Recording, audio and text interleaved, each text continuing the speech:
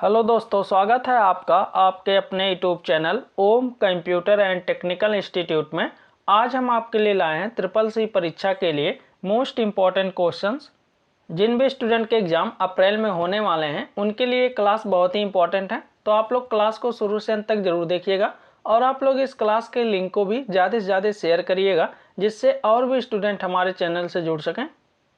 आज की क्लास में आपको जितने भी क्वेश्चन कराए जाएंगे सभी क्वेश्चन आपके लिए बहुत ही इंपॉर्टेंट हैं, जो कि कई बार आपके एग्जाम में पूछे गए क्वेश्चन हैं। तो आप लोग क्लास में शुरू से अंत तक बने रहिएगा। और अभी तक आप हमारे चैनल पे नए हैं और चैनल को सब्सक्राइब नहीं किए हैं तो प्लीज़ चैनल को सब्सक्राइब और वीडियो को लाइक शेयर कमेंट जरूर करिएगा। तो क्लास स्टार्ट करने से पहले आप सभी लोग क्लास के लिंक को ज़्यादा से ज़्यादा शेयर कर दीजिए। तो आइए आज की क्लास स्टार्ट करते हैं। आज की क्लास में आपका पहला क्वेश्चन है, पहला इलेक्ट्रॉनिक कंप्यूटर किस वर्ष में बनाया गया था। आपसे पूछा गया है कि आपका जो पहला इलेक्ट्रॉनिक कंप्यूटर था उसे किस वर्ष बनाया गया था। तो आपके नीचे 4 ऑप्शन दिए गए हैं, इसमें से आपको बताना है कि आपके इस क्वेश्चन का राइट आंसर क्या है। तो जिन भी स्टूडेंट को क्वेश्चन का आंसर पता है वह अपने आंसर कमेंट बॉक्स में जरूर शेयर करें। तो आपके इस क्वेश्चन का राइट आंसर हो जाएगा ऑप्शन बी 1946 में। 1946 में आपका पहला इलेक्ट्रॉनिक कंप्यूटर बनाया गया था, जिसका नाम क्या था, ENIAC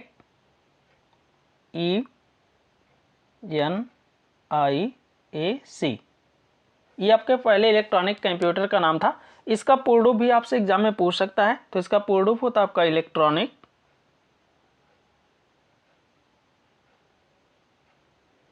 न्यूमेरिकल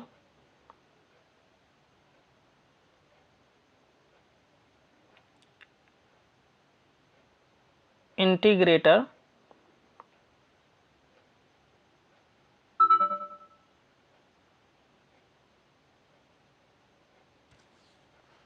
एंड कंप्यूटर। तो इसको भी आपको याद रखना है कि अगर ENIAC का पूर्ण रूप पूछा जाता है तो electronic numerical integrator and computer होता है। इसको भी आपको याद रखना है। और ये कब बनाया गया था, तो 1946 में पहला आपका इलेक्ट्रॉनिक कंप्यूटर का नाम था, किसके द्वारा बनाया गया था, तो जे प्रेस्पर एक्ट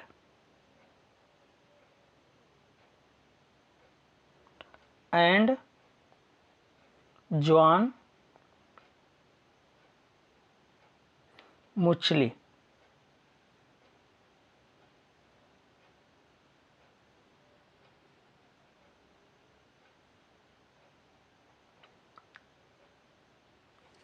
द्वारा इलेक्ट्रॉनिक कंप्यूटर का निर्माण किया गया था, जिसका नाम ENIAC था। तो इसको भी आपको याद रखना है।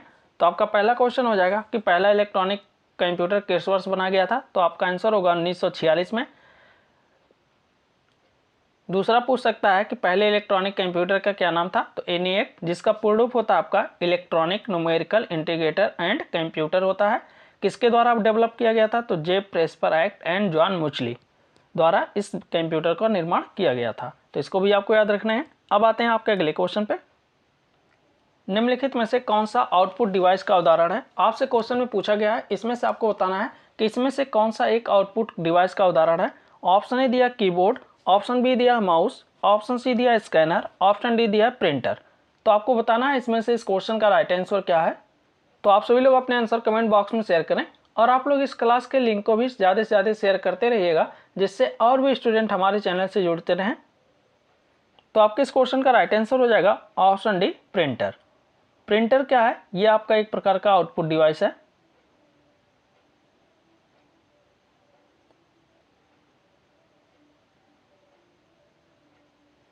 आउटपुट डिवाइस है प्रिंटर। और ये किस प्रकार का डिवाइस होता है, इसके द्वारा कौन सी कॉपी प्रदान की जाती है, ये भी आपसे एग्जाम में पूछ सकता है। तो प्रिंटर के द्वारा हार्ड कॉपी प्रदान की जाती है। ये भी आपको बताना है कि प्रिंटर के द्वारा कौन सी कॉपी प्रदान की जाती है, तो हार्ड कॉपी। प्रिंटर कितने प्रकार के होते हैं, तो 2 प्रकार के होते हैं आपके, एक इम्पैक्ट प्रिंटर और एक नॉन इम्पैक्ट प्रिंटर। ये भी आपके एग्जाम में पूछ सकते हैं, इसको भी आपको याद रखना है। बाकी आपके कीबोर्ड, माउस, स्कैनर, ये सब किस में आते हैं, तो ये आपके इनपुट डिवाइस में आते हैं।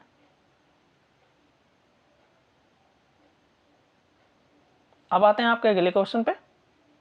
GUI का फुल फॉर्म क्या है? आपसे क्वेश्चन में पूछा गया है GUI का पूर्ण रूप क्या है। तो आपके नीचे 4 ऑप्शन दिए गए हैं, इसमें से आपको बताना है कि आपके इस क्वेश्चन का राइट आंसर क्या है। तो आप सभी लोग अपने आंसर कमेंट बॉक्स में शेयर करें। तो आपके इस क्वेश्चन का राइट आंसर हो जाएगा option A, graphical user interface. इसको भी आपको याद रखना है। अब आते हैं आपके अगले क्वेश्चन पे। कंप्यूटर के पिता के रूप में किसे जाना जाता है? आपसे क्वेश्चन में पूछा गया है कि कंप्यूटर का जनक किसे कहते हैं या कंप्यूटर के पिता के रूप में हम किसे जानते हैं। तो आपके नीचे 4 ऑप्शन दिए गए हैं, इसमें से आपको बताना है कि आपके इस क्वेश्चन का राइट आंसर क्या है। तो आप सभी लोग अपने आंसर कमेंट बॉक्स में शेयर करें। और अभी तक आप हमारे चैनल पर नए हैं और चैनल को सब्सक्राइब नहीं किए हैं तो प्लीज़ चैनल को सब्सक्राइब और वीडियो को लाइक शेयर कमेंट जरूर करिएगा। तो आपके इस क्वेश्चन का राइट आंसर हो जाएगा option C, Charles Babbage. Charles Babbage के द्वारा कंप्यूटर को डेवलप किया गया था, यानी कंप्यूटर का जनक किसे कहते हैं? तो चार्ल्स बेबेज को कहते हैं। अब आते हैं आपके अगले क्वेश्चन पे। निम्नलिखित में से कौन एक ऑपरेटिंग सिस्टम नहीं है? आपको बताना है इसमें से कौन सा एक ऑपरेटिंग सिस्टम नहीं है। Option A MS word, option B Windows, option C Linux, option D Unix. तो आपको बताना है इसमें से इस क्वेश्चन का राइट आंसर क्या है। तो आप सभी लोग अपने आंसर कमेंट बॉक्स में शेयर करें। तो आपके इस क्वेश्चन का राइट आंसर हो जाएगा option A, MS word. MS word क्या है? ये एक प्रकार का एप्लीकेशन सॉफ्टवेयर होते हैं। बाकी आपके विंडोज, लिनक्स, यूनिक्स ये सब क्या होते हैं? ऑपरेटिंग सिस्टम है।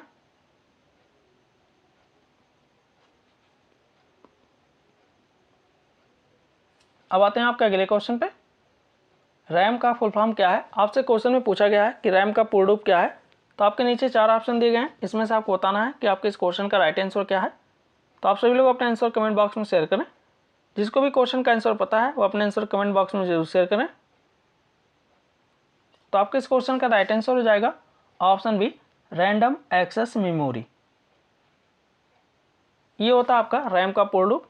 अभी आपसे क्वेश्चन में पूछ सकता है रैम कितने प्रकार के होते हैं। तो रैम आपके 2 प्रकार के होते हैं। एक आपका आता है यस रैम और एक आपका आता है डी रैम। यस रैम का पूर्ण रूप क्या होता है? ये भी आपके एग्जाम में क्वेश्चन पूछ सकता है। तो यस रैम का पूर्ण रूप होता है आपका स्टैटिक रैंडम एक्सेस मेमोरी। ये आपका होता है यस रैम का पूर्ण रूप। डी रैम का पूर्ण रूप क्या होगा? आप लोग कमेंट बॉक्स में बताइए डी रैम का पूर्ण रूप क्या होगा। तो डी रैम का पूर्ण रूप होता है आपका डायनामिक रैंडम एक्सेस मेमोरी। ये भी आपको याद रखना है। अब आते हैं आपके अगले क्वेश्चन पे। यहाँ एक क्वेश्चन और भी पूछ सकता है आपका, रैम किस प्रकार का मेमोरी होता है? तो ये एक प्रकार की अस्थायी मेमोरी होती है। ये भी आपको याद रखना है।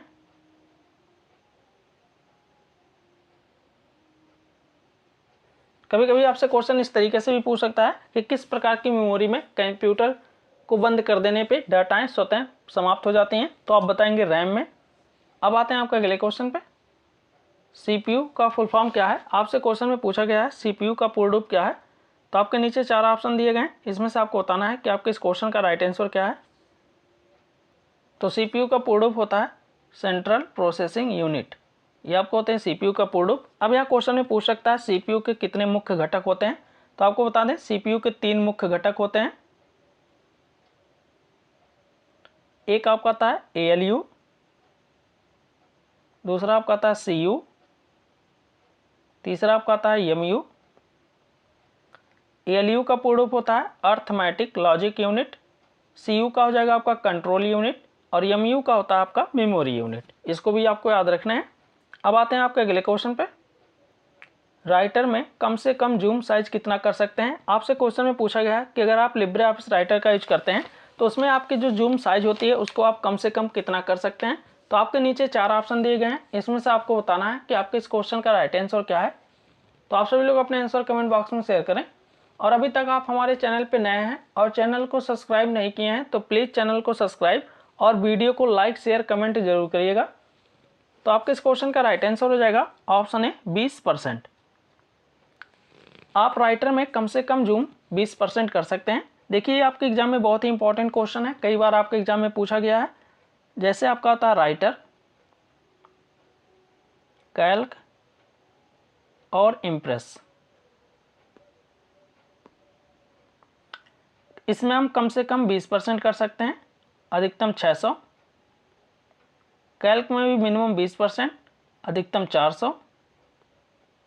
इम्प्रेस में मिनिमम 5% और अधिकतम इसमें 3000%। तो ये तीनों आपको याद रखने हैं, कोई ना कोई आपके एग्जाम में जरूर पूछता है, कई बार आपके एग्जाम में ये सभी क्वेश्चन पूछे गए हैं। अब आते हैं आपके अगले क्वेश्चन पे। किस प्रकार का सॉफ्टवेयर उपयोगकर्ता और कंप्यूटर के बीच संचार की अनुमति देता है? आपसे क्वेश्चन में पूछा गया है कि किस प्रकार के सॉफ्टवेयर हैं जो उपयोगकर्ता और कंप्यूटर के बीच संचार का अनुमति देते हैं। Option A utility software, option B system software, option C application software, option D none of these. तो आपको बताना है इसमें से इस क्वेश्चन का राइट आंसर क्या है।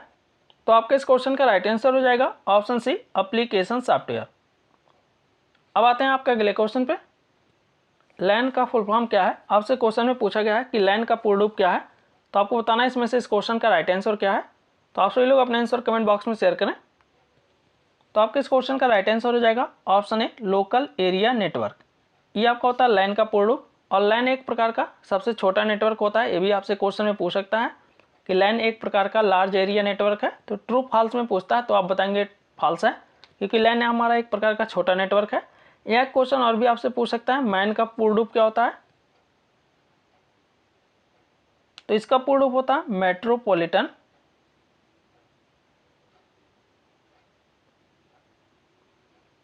एरिया नेटवर्क होता है। और एक आपसे पूछ सकता है वैन, वैन का पूर्ण रूप क्या होता है। तो इसका पूर्ण रूप होता है वाइड एरिया नेटवर्क। ये भी आपको याद रखना है, वाइड एरिया नेटवर्क। और लैन का आपको पता है लोकल एरिया नेटवर्क होते हैं। तो तीनों आपको याद रखने हैं। अब आते हैं आपके अगले क्वेश्चन पे।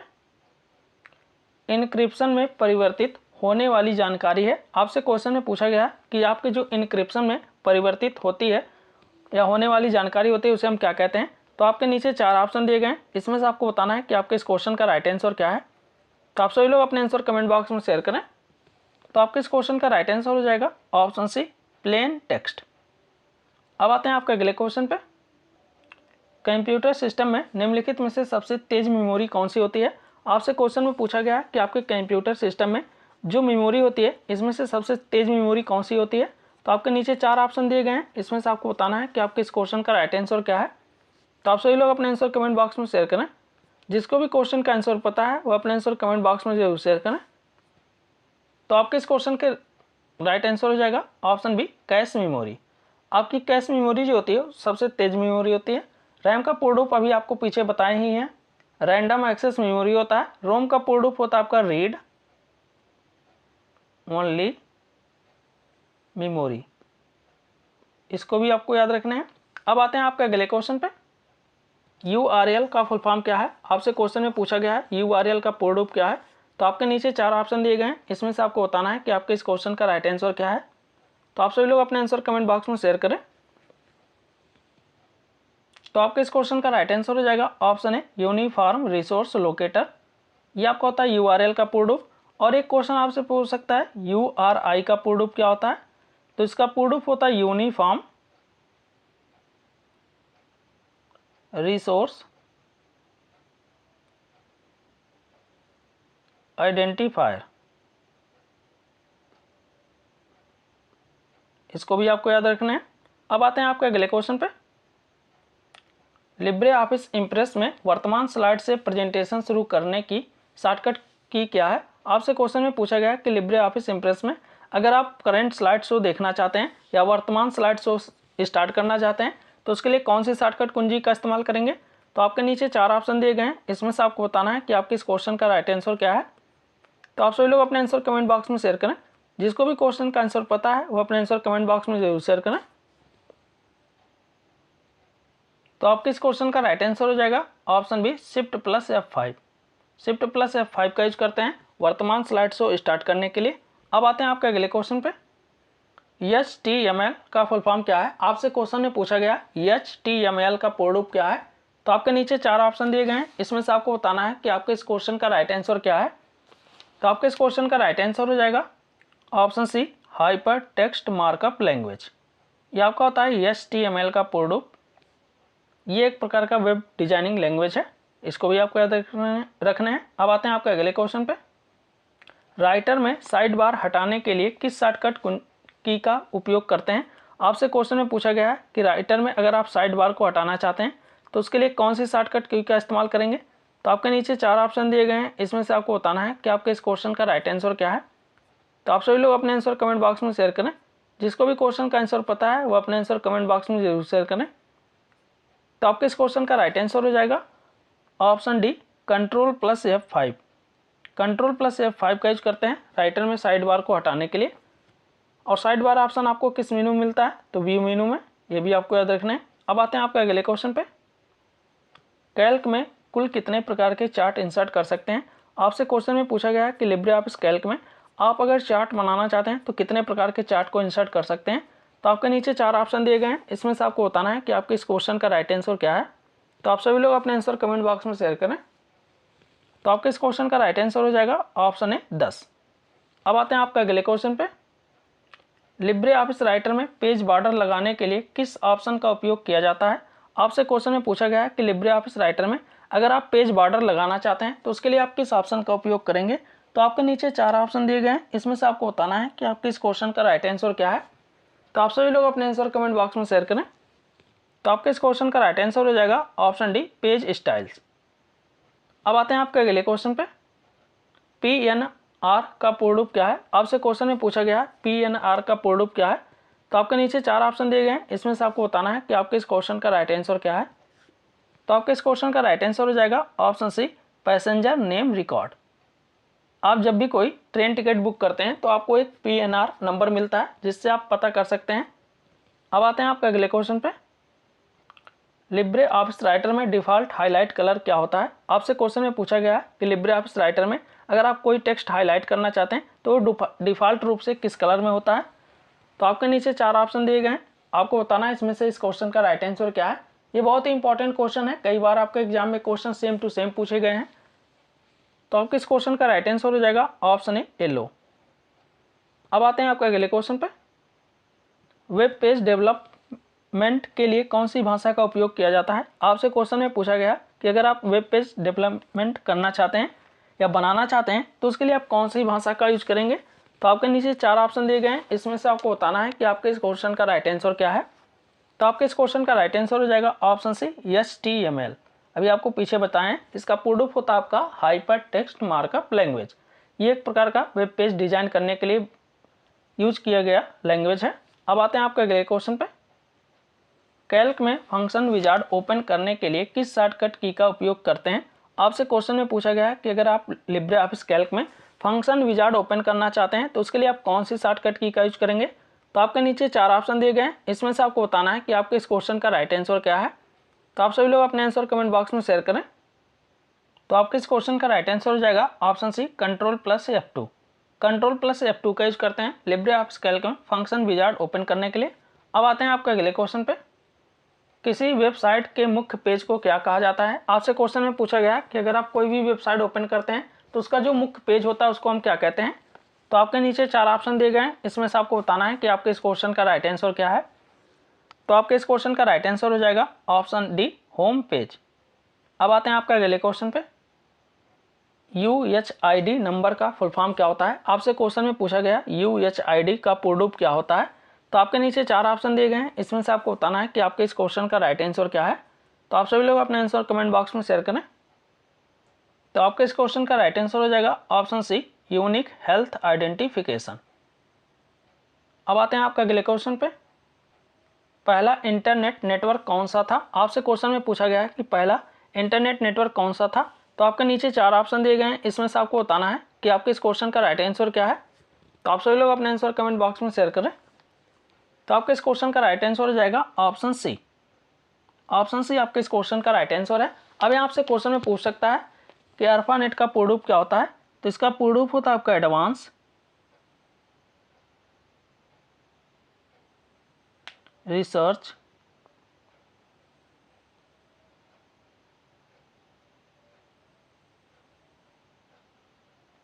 प्रोजेक्ट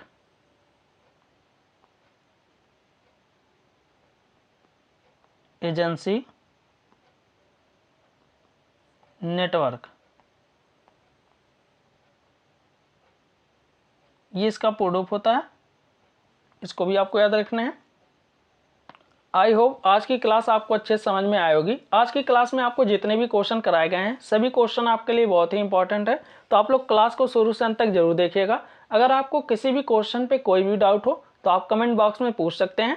और अभी तक आप हमारे चैनल पे नए हैं और चैनल को सब्सक्राइब नहीं किए हैं तो प्लीज़ चैनल को सब्सक्राइब और वीडियो को लाइक शेयर कमेंट जरूर करिएगा।